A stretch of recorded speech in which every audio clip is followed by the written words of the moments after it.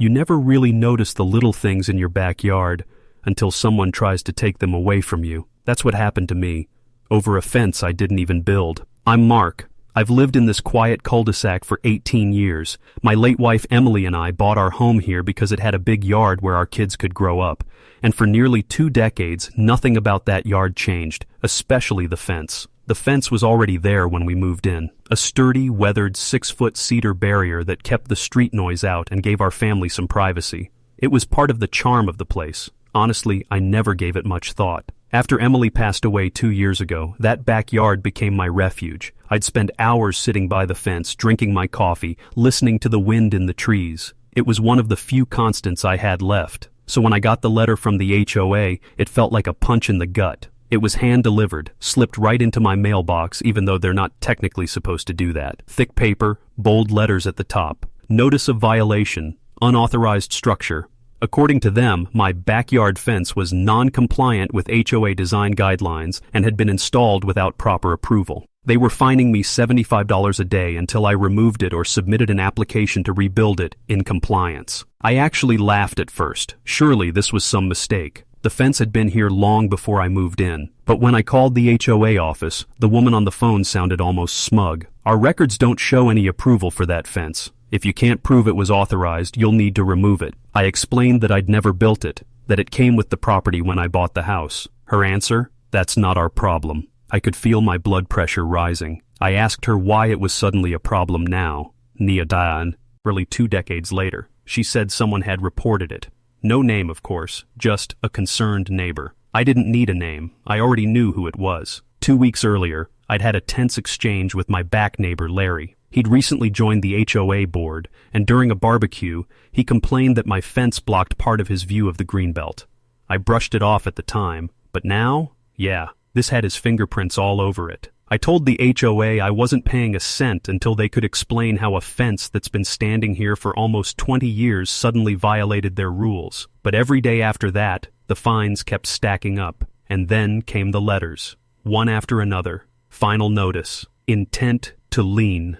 They were threatening to put a lien on my house if I didn't comply. That's when the anxiety started to creep in. It's one thing to get an unfair ticket. It's another when a group of people you never see can threaten your home. I started digging through my files, closing documents, property records, inspection reports. Nothing mentioned the fence's approval. I called the city planning office. They said fencing rules were mostly an HOA matter unless the fence encroached on public land. For the first time in my life, I felt powerless on my own property. Then I remembered something. The year we bought the house, the HOA president at the time, Mr. Parker, was a chatty guy who loved talking about neighborhood projects.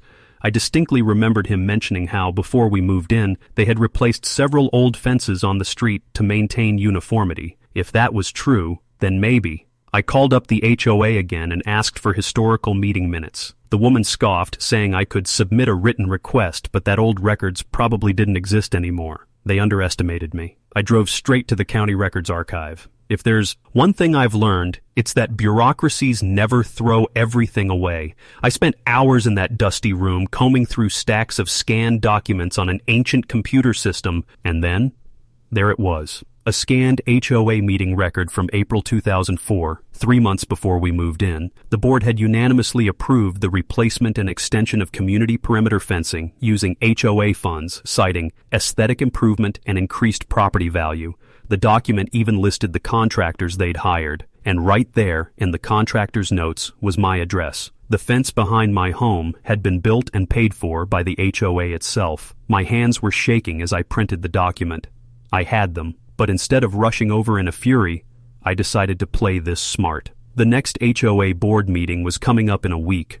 I'd never attended one before. This time, I showed up early, sitting quietly in the back while the board members chatted up front. Larry was there, leaning back in his chair with that smug grin I'd come to hate. When the homeowner concerns segment opened, I stood and handed each board member a folder. Inside, a copy of the violation notice, my property purchase date, and, front and center, the 2004 meeting minutes proving the fence was their own doing. You could hear the room go quiet as they read.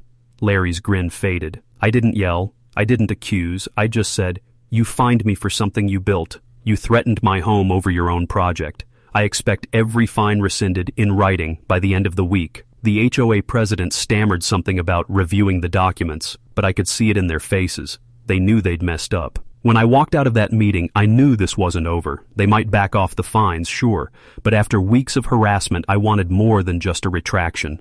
I wanted them to feel it, and by the time I got home, I already had the perfect idea brewing. I didn't just want the fines erased. After what they'd put me through, the letters, the threats, the sleepless nights, I wanted the HOA to swallow a piece of humble pie so big they'd choke on it. And lucky for me, the evidence I'd found didn't just prove they built the fence, it proved they built it illegally. That same 2004 meeting record listed the contractor, the invoice, and even the scope of work. And here's the kicker. The contractor had extended the fence beyond the property lines, encroaching a good 3 feet into the city-owned greenbelt, which meant my fence, their fence, was technically on public land.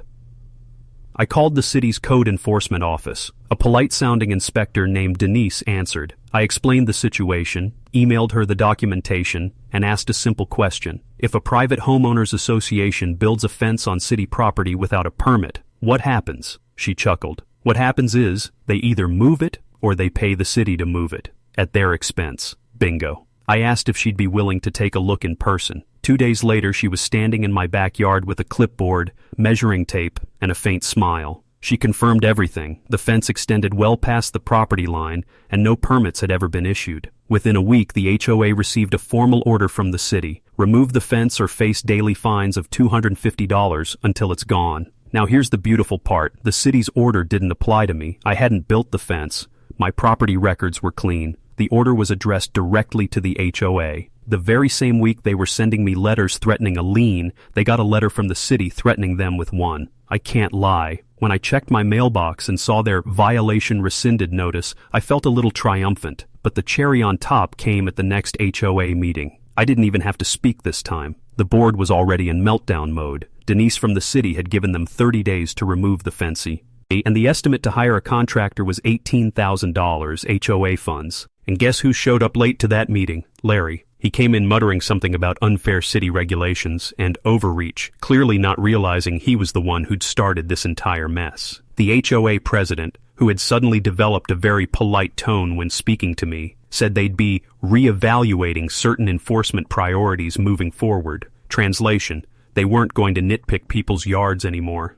But I wasn't done. I knew that once they tore the fence down, there'd be an ugly gap between my yard and the greenbelt. I also knew that if I played it right, they would end up paying for my brand new HOA-approved fence, exactly the way I wanted it. The city's removal order stated the HOA had to restore the property line to its original condition after removing the fence. In other words, they couldn't just rip it out and leave it open. So I sent them a friendly letter. Given that the fence removal will leave my yard exposed to the public greenbelt, I am requesting that the HOA restore the property boundary to its previous state by constructing a compliant fence. Failure to do so will leave the HOA liable for any security or safety issues that arise. I knew they wouldn't want the liability, and they definitely didn't want to get into a second legal fight after the first one blew up in their faces. 2 months later, a crew rolled up to my house. They tore down the old fence, set the posts exactly on the property line, and built a brand new cedar fence, same height, same style, at zero cost to me, paid entirely out of the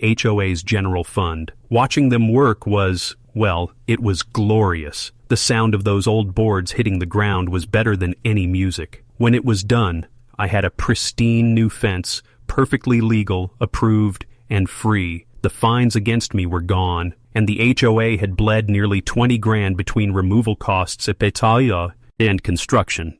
And Larry, he doesn't wave anymore when I mow my lawn. Here's the thing. I didn't set out to go to war with the HOA, but when they decided to target me over something they themselves had done, they left me no choice. The fence started as a piece of wood and nails, but by the time the dust settled, it had become a symbol, a reminder that sometimes standing your ground isn't just about stubbornness. It's about making sure the people in power know they can't push you around without consequences. And now, every time I look out at that new fence, I smile, not just because it's mine, but because they paid for it.